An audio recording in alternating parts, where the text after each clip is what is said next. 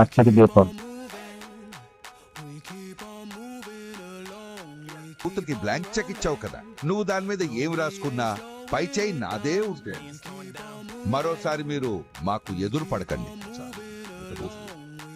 ఒకసారి మన మీద గెలిచిన వాడికి రెండోసారి గెలిచే అవకాశం ఇవ్వకూడదమ్మా. కానీ నువ్వు ఇచ్చావు. మావయ్య గారు, అది అసలు కాంచనింటికి నువ్వు ఎందుకు వెళ్ళావమ్మా? కార్తీక్, దీప మీ ప్రాణాలు కాపాడారు. వాళ్ళకి ఎంతో కొంత సాయంగా నిలబడి రుణం తీర్చుకోవాలి అనుకున్నాను. సాయం అంటే?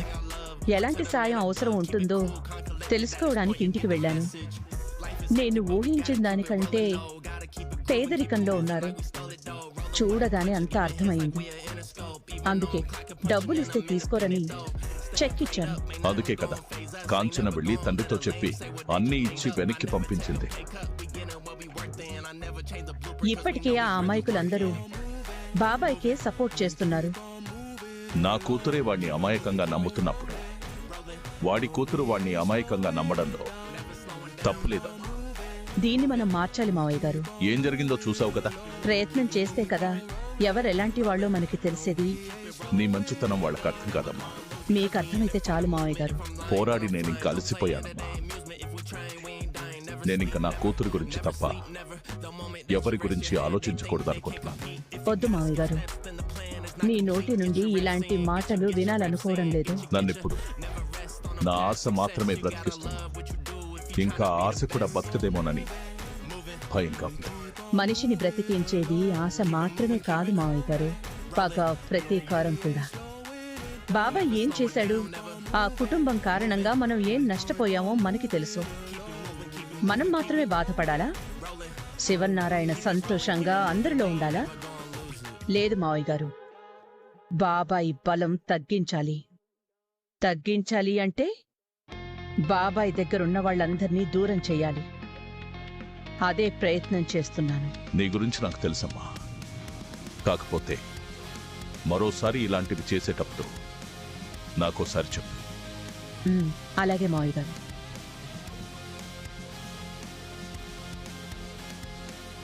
చెప్పి చేస్తే మీరు ఏది చెయ్యనివ్వరు మావయ్య గారు. అన్నింటికీ తిరిగి సమాధానం చెప్పే తీరుతాను మావయ్య.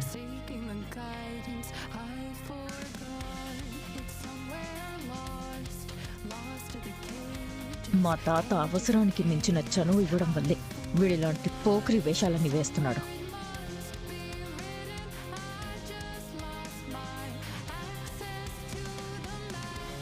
వీడు నన్ను చూడ్డానికి ఆఫీస్కి వస్తున్నాడా?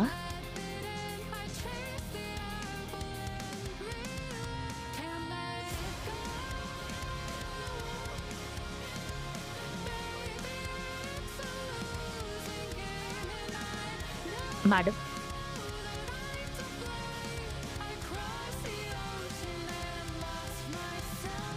నేనేమైనా చేస్తానేమోనని భయపడుతున్నట్టున్నాడు.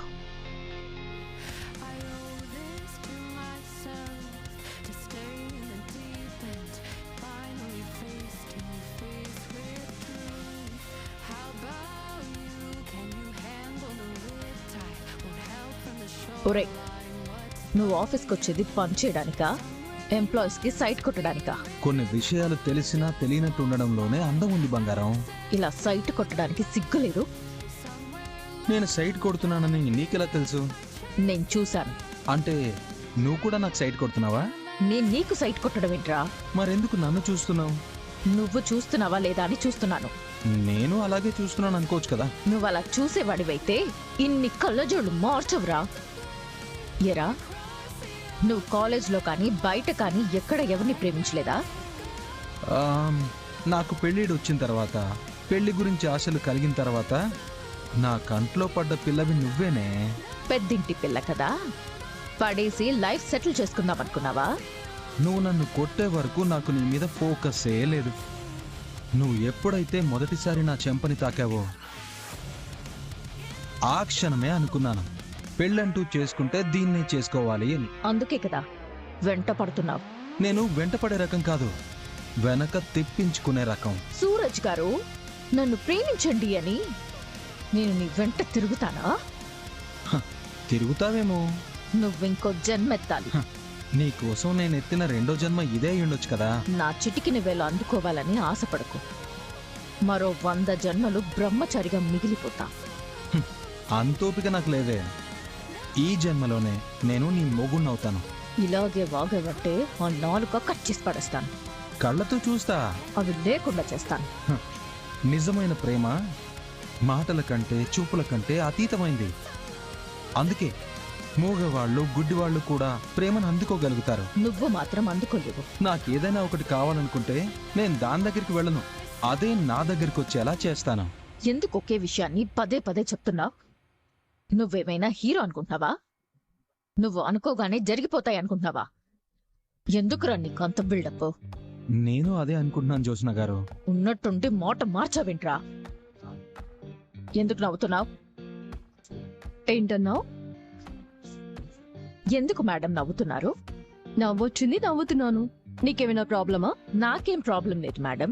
నవ్వండి, బాగా నవ్వుకోండి.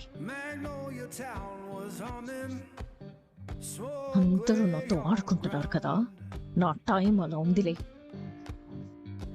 నాకు గుడ్ టైం స్టార్ట్ అవుతుంది. స్టార్ట్ అయినట్టుంది, చూడండి. పని చూసుకోరా. ముందు నువ్వు ఆ ఫోన్ చూసుకోవే. వీడికి ఒళ్ళంతా పొగరే. చెప్పు గ్రాని.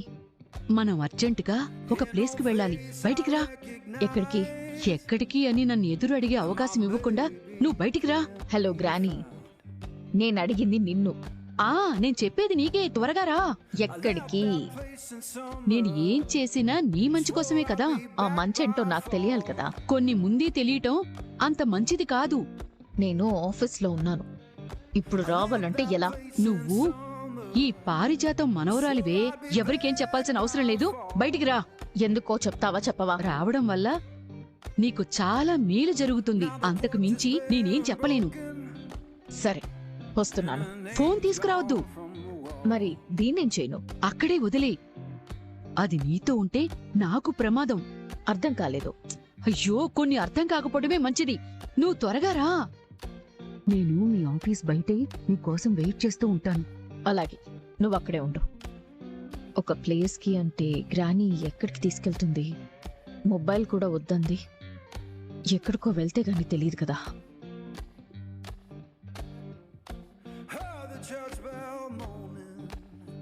ఎక్కడికి?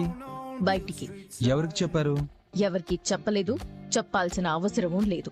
ఎవరికి చెప్పకుండా వెళ్ళడానికి వీల్లేదు. నేనిప్పుడు ఎక్కడికి వెళ్తున్నానో నీకు తెలియాలి అంటావు. తెలియాలి. అయితే చెప్తాను. చెప్పు. మీ ఫ్యామిలీని కలవడానికి వెళ్తున్నాను.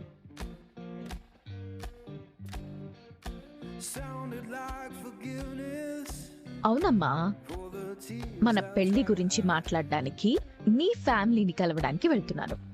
ఈ వివరాలు చాలా? వివరాలు కావాలంట, వివరాలు. పిల్లోడు దెబ్బకి షాక్ అయినట్టున్నాడు.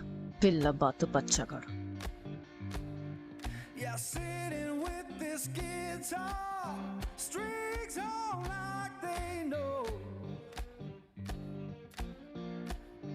కార్ ఎక్కిన దగ్గర నుంచి అడుగుతున్నాను, సమాధానం చెప్పకుండా ఇంటికి తీసుకొచ్చా. ఎవరిది ఇల్లు? మనదే.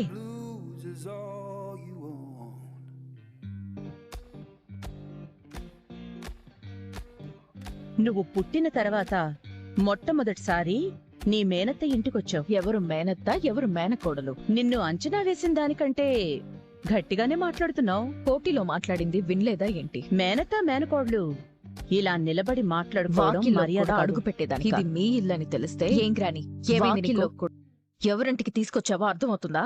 తాతకి తెలిస్తే ఏమవుతుందో తెలుసా? పారిజాతం చెప్పదు కదా. పారిజాతం అని పేరు పెట్టి పిలుస్తున్నారేంటి? మీకంటే మా గ్రాని వయసులో పెద్దది కదా. పెద్దవాళ్ళని గౌరవించడం మీ పెద్దవాళ్ళు మీకు నేర్పించలేదా? ఏం పొగరుంది నీలో.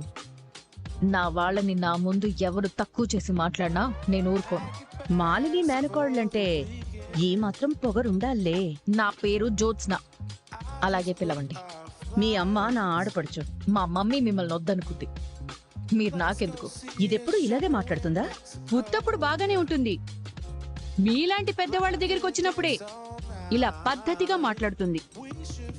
విన్నావా? మీ గ్రాన్ని ఇండైరెక్ట్ గా నా మీద సెటైర్ వేసింది. అయ్యో, మాలిని, నీ గురించి నేను సెటైర్ వేస్తానా? హ, నీకిప్పటికైనా అర్థమైందా? మీ గ్రానీని నేను పేరు పెట్టి ఎందుకు పిలుస్తాను? గౌరవం అనేది చాలా విలువైంది. అదెందుకు ఇవ్వాలో తెలియడానికంటే ముందు ఎవరికివ్వాలో తెలియాలి. మీ దగ్గర పాఠాలు నేర్చుకోవాల్సిన అవసరం నాకు లేదు. గ్రాని, పద. నేను నీతో మాట్లాడాలి. నాకు మీతో మాట్లాడాల్సిన అవసరం లేదు. మీ తాతకి భయపడుతున్నావా? నేనేం కావాలని రాలేదు. జోస్న, మాలిని నీతో ఏదో మాట్లాడాలంట. నువ్వు మాట్లాడకు. ఎవరిని ఎక్కడికి తీసుకురావాలో తెలీదు నీకు. మాలిని గారు కాంచనత్త ఇంటికొచ్చిందని తాత మనతో ఏం చెప్పాడో మర్చిపోయావా? ఎవరు మాలిని వాళ్ళలో పడకండి. మీ ద్వారా వాళ్ళు అనుకున్న పని చేయించుకుంటారు. మా ఇంటికి ఎవ్వరూ వెళ్ళొద్దు అని చెప్పాడా? మిమ్మల్ని ఎవరు కలవద్దని చెప్పాడు. మనం పరాయి వాళ్ళం కాదే. నువ్వు నా ఆడపడుచు కూతురివి, నా మేనకోడలివి. నాకు కనుక కొడుకుండుంటే నీకిచ్చి పెళ్లి చేసి నిన్ను నా కోడల్ని చేసుకునేదాన్ని. ఆశపడ్డానికి కూడా హద్దుండాలి. నీకత్తనయ్యే అర్హత నాకు లేదంటావా? ముందు ఎందుకు పిలిపించారో చెప్పండి. నేను బయలుదేరాలి. కూర్చుని మాట్లాడుకుందాంగా. పారిజాతం, కూర్చో. జోస్న, నా మాట వినవే. కూర్చో.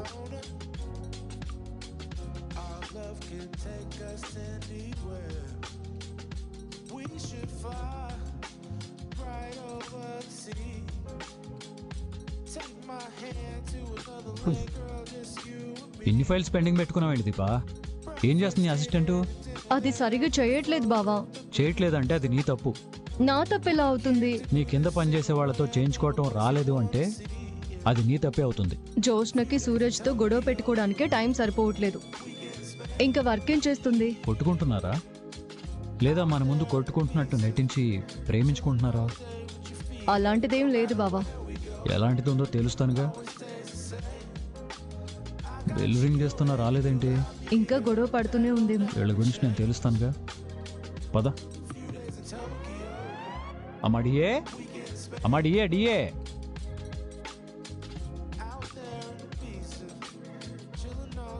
జోష్న లేదు బావా. ఇక్కడ బ్రదర్ కూడా లేడు.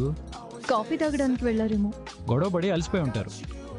మళ్ళీ ఎనర్జీ కోసం బ్రేక్ తీసుకుని ఉంటారు. ఎరా, ఏం చేస్తున్నారు? సిఇఓ గారితో పెండింగ్ ఫైల్స్ గురించి మాట్లాడుతున్నాను సార్.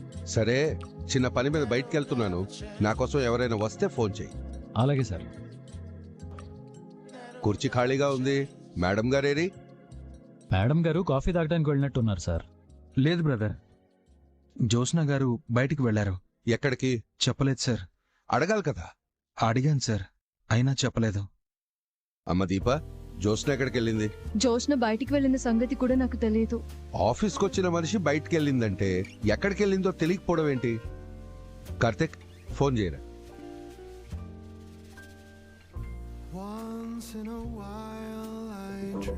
బ్రదర్, రింగ్ ఇక్కడ వినబడుతోంది. అదే చూస్తున్నాను బ్రదర్.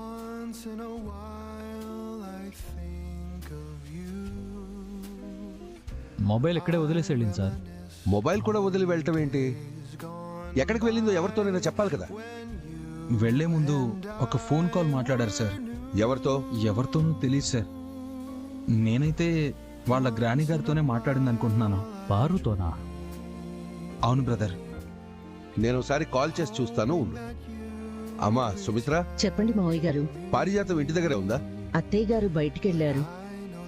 ఎక్కడికి వెళ్ళిందో నీతో ఏమైనా చెప్పిందా? లేదు మావయ్య గారు.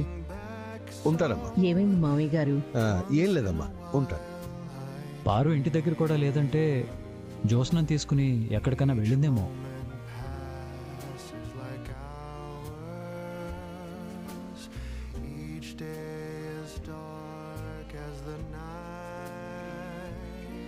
పారిజాతం ఫోన్ స్విచ్ ఆఫ్ వస్తుంది.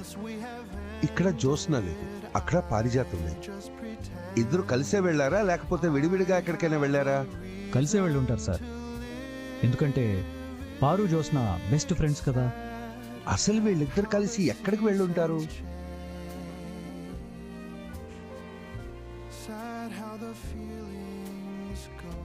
కాఫీ తీసుకో మేనకోడ్లా. మర్యాదలేం అవసరం లేదు. ఆఫీస్లో ఎవరికి చెప్పకుండా వచ్చాను. ఫోన్ వదిలేసావు కదా. నీ ఫోన్కి చేసి ఎక్కడున్నావని అడిగితే నాకు ముందు జాగ్రత్త ఎక్కువే, అందుకే స్విచ్ ఆఫ్ చేశాను. ఎందుకు పిలిచారో చెప్తే నేను బయలుదేరతాను. మొదటిసారి నిన్ను గుళ్ళో చూసిన దగ్గర నుంచి ఈ రోజు వరకు నువ్వు ఎదురుపడిన ప్రతిసారి నీలో కుటుంబాన్ని వెతుకుతున్నానే. అర్థం కాలేదు. నీకు మీ అమ్మ పోలికలు రాలేదేంటి? అలా అని మిగతా వాళ్ళ పోలికలు కూడా లేవు.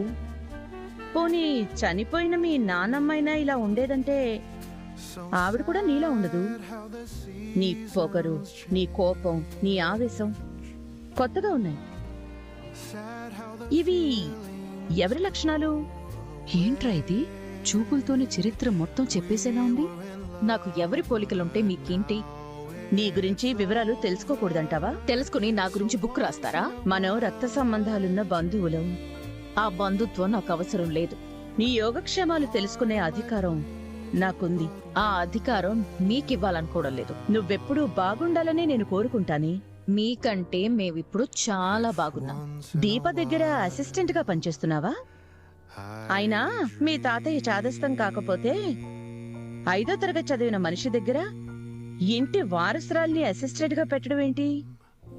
అబ్బే, ఇవన్నీ దీనికి పెళ్ళయ్యేంత వరకే. గ్రానీ, చెప్పని జోత్స్నా, నాకు తెలియాలి కదా.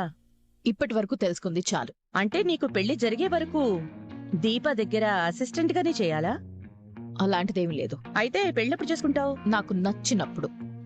దగ్గర బంధువుల్లో ఏమైనా సంబంధాలున్నాయా? లేవు. పోనీ నువ్వెవరినైనా ఇష్టపడుతున్నావా? లేదు. చెప్పడం ఇష్టం లేదా? అవసరం లేదు. నీకు నీ మేనత్త కాంచన కొడుక్కి పెళ్లి చేయాలనుకున్నారే. వాడు ఈ పని చేసుకున్నాడు కదా. అందుకేనా నువ్వు పెళ్లి చేసుకోలేదు అని నేను మీతో చెప్పానా? మరైతే ఎందుకు చేసుకోవడం లేదు? నాకు నచ్చినప్పుడు నేను చేసుకుంటాను. నీ మనసులో ఎవరైనా ఉంటే చెప్పు. ఏం చేస్తావ్? మనసులో ఉన్నవాడితో పెళ్లి జరిపిస్తాను. ఆ నువ్వు ఆ పని చేస్తే వీళ్ళ తాత నీ ఫోటోకి దండేస్తాడు. పారిజాతం, నిజం మాలిని, అది అంత డేంజరస్. అంటే జ్యోత్స్న మనసులో ఎవరో ఉన్నారు. ఇది అడగడానికి పిలిచారా? ఆ ఇంట్లో నీ పరిస్థితి బాలేదని నాకు తెలిసింది. నా ఆడపడుచు కూతురు గురించి పట్టించుకోవాల్సిన బాధ్యత నాకుంది కదా. మిమ్మల్ని పిలిపించాను. నీకేం కావాలో చెప్పు.